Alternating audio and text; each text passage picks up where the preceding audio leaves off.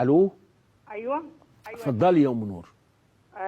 انا عايزه حضرتك ادي رساله لكل زوجه متجوزه حديثا وبتشتكي من زوجها. انا مش سامع.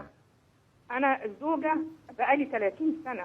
زوجه 30 سنه. 30 سنه وزوجي توفاه الله من كام شهر رحمه الله عليه. ايوه يا فندم. الزوج توفاه الله؟ من كام شهر فاتوا يعني. الله يرحمه، الله يرحمه. انا عايزه اقول لحضرتك في خلال ال 30 سنه دول انا عمري ما طلعت سر زوجي لبره. الله يبارك لك يا رب.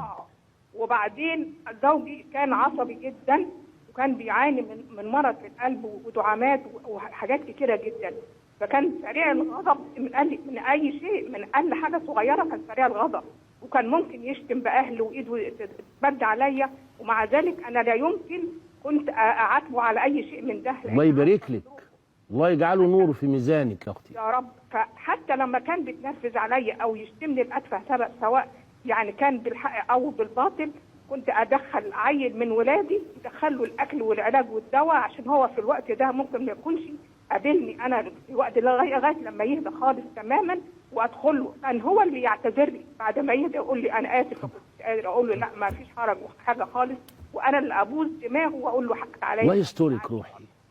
فانا والله يا دكتور ان انا في خلال الفتره دي كلها عايزه اقول لك ان ربنا نجاني من حاجات كتيره جدا. طبعا يا فندم. جدا. طبعا. اولادي وفي صحتي وحاجات يمكن كانت. اللهم صل على النبي.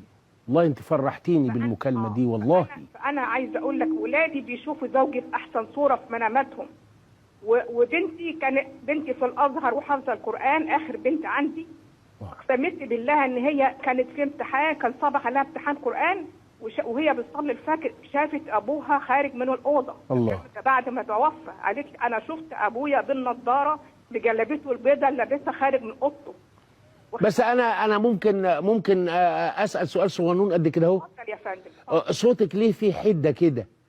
نعم؟ يعني انا متخيل اللي عاشرت جوزها 30 سنه بهذه الطريقه يبقى صوتها انعم شويه، ولا انا مش واخد بالي مش سامع؟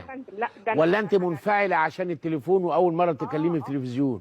انا عشان مش متعوده اتكلم، بس انا بستغرب ليه كل زوجه دلوقتي حديثه يعني ايه بتعمل مشكله مع جوزها على اتفه الاسباب.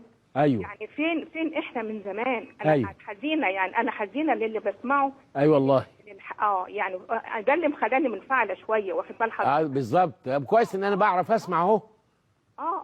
يعني كويس ان انا بعرف اسمع، لان المنفعله على اللي بتحكوه لي ما تتطبقش. يعني انا المفروض اسمع كده هديل الحمام، زقزقه عصفوره، صوت كده ناعم، انما ده انفعالك ده خلاني اخاف. يعني ازاي فلازم التمس له تعليل، لان مليون في المية في مليون مشاهد لاحظ اللي انا لاحظته دلوقتي، ان حضرتك منفعله، والانفعال ده بيجيب اثار مش كويسه على الراجل الله يرحمه وعليكي وعلى الدنيا. لكن انا والله سعيد بمكالمتك، وبعتبرها رساله محترمه بتساعدني انا في الموعظه الحسنه، انك تقولي للبنات الحديثات الزواج ادي معامله كانت ازاي جميله، وازاي كنت تبعتي الدواء مع